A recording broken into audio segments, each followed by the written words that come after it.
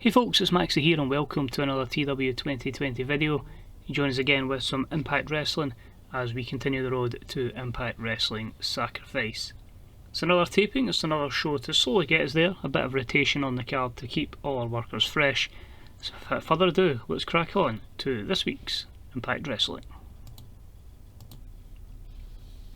So this week at the Collie Track and Soccer Complex, we start in the ring with Cash Wheeler and Dax Harwood, and they are leaving some pretty nasty verbals on the inflictors of pain, who are obviously threatening to become the new Impact Tag Team Champions. So a 48 promo here with their disgusting remarks.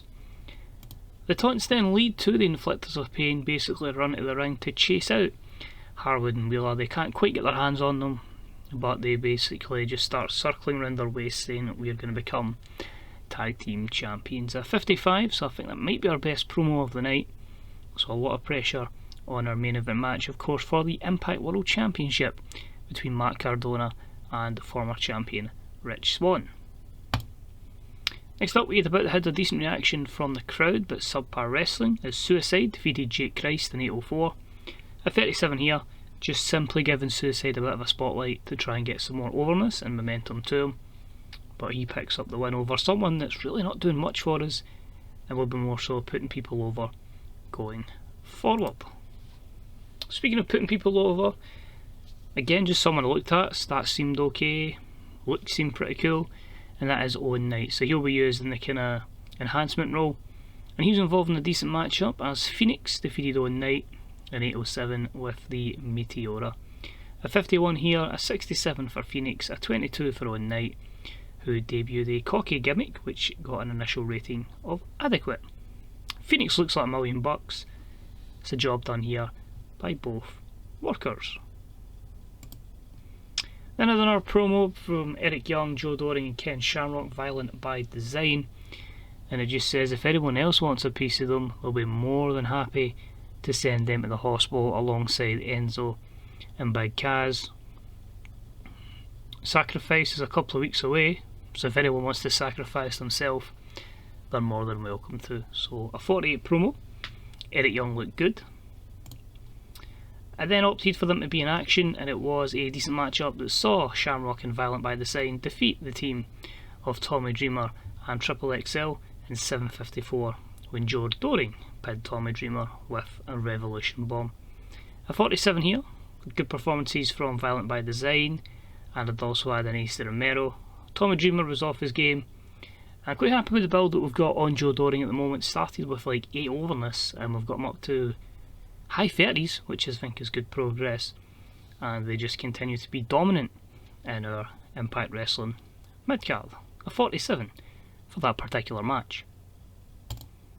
Moving along, we had X Division action, and it was a decent matchup that saw Leo Rush defeat Xperia in 11:57 with the Dragon's Call. So a 45 here. Xperia unfortunately off his game as a 55 rating, played a 27. Also made this one our Steal the Show matchup, so I was kind of hoping we could maybe nick it into the 50s. But again, just more spotlight on Xperia, and a win for the champ, so all good.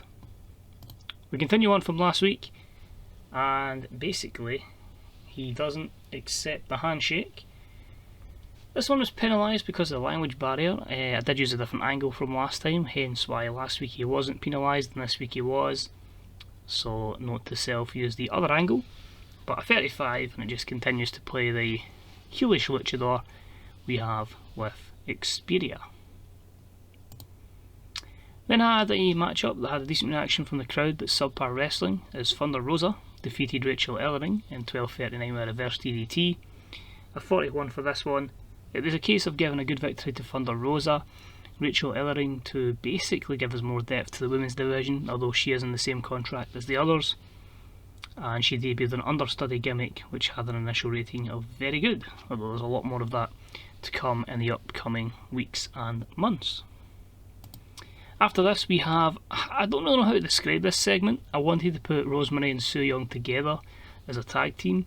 I'm aware they've had a lot of history, but as I said many times at the start of the series, I hadn't been watching Impact Wrestling, so I don't know too much of the backstory. I know it's been wild and crazy, so we'll just have some sort of angle here where Rosemary resurrects Su Yung and she's back in that kind of guise going forward. But 53, and we'll do some crazy stuff with these two as a tag team. Then I had a decent matchup. We saw Chad Betts defeat Shawn Dean in 7:39 with a Grand Amplitude. This was a 46. Good win there for Chad Betts over the captain, who had great chemistry together. Shawn Dean debuted a cocky gimmick, but was also off his game, so a bit hit and miss. But again, just a good victory for Chad Betts, and a defeat here for Shawn Dean. I think it's one thing I've certainly changed a lot in my booking, is just bringing people in short-term deals, using them as enhancement talents, making our homegrown talent, our home talents, a lot stronger going forward. And yeah, it seems to be working out so far. Probably maybe using it for other saves rather than just the ones we've got present day. Then I have a promo from Chad Betts, and he calls out Ace Austin. He says it's been completely disgraceful how you've basically verbally berated a Impact Wrestling original in the form of James Storm. I'm pretty new around here. I've only been around here a month and your attitude's been disgusting. So I think it's about time that someone teaches you a lesson. I'd be quite happy to be that guy. So a 52 is Chad Betts offers some words to Ace Austin. Matt Cardona then talks about his main event matchup. He says he's always ready. That's his name. It's not even a catchphrase, it's just a lifestyle. So he's ready to defend his Impact World title against former champion Rich Swann, which was a 46. This might take a little hit because it is both babyfaces, and they deliver a 49. So yeah, just a wee bit of a hit because of both babyfaces. But about they had good heat and decent wrestling. Matt Cardona defeats Rich Swann in 13:31 with the Rough Rider, giving him his second title defence. He won't defend it every week. He'll obviously be quite tired with two 13-minute matches in the same night. But a 50 for Cardona, a 53 for Rich Swann. Cardona's getting better at his gimmick, and we should have, yeah, inconsistencies and the odd face heel because of both babyface guys. Matt Cardona debuted a new power spot that showcased his ability to sell well. His psychology gets a boost. Brilliant. So overall, we increased our popularity in 25 regions, so not in the US, but elsewhere. And obviously, we needed a stronger main event there, but that's cool. It was going to be always hit by two baby faces being in action, and I was aware of that, so it was a gamble I wanted to take. I'm still happy with it. We get a few more feuds over in terms of where we're wanting to be for Sacrifice, and we'll start to shape up that card fully in the next two shows. You can see again with the ratings, everything's quite level. In fact, the best segment of the night was the promo. It was actually the chase-off by the Inflictors of Pain, followed by Rosemary and Su Yung's Alliance. So, yeah, everything's fairly close, which is crazy that anyone can really just head towards the main event. So, promising signs, and leaves us with a lot of options going forward. So, as always, thanks very much for watching. We'll see you for the next episode, the next taping. Good day and good night, and I will see you soon. Bye-bye.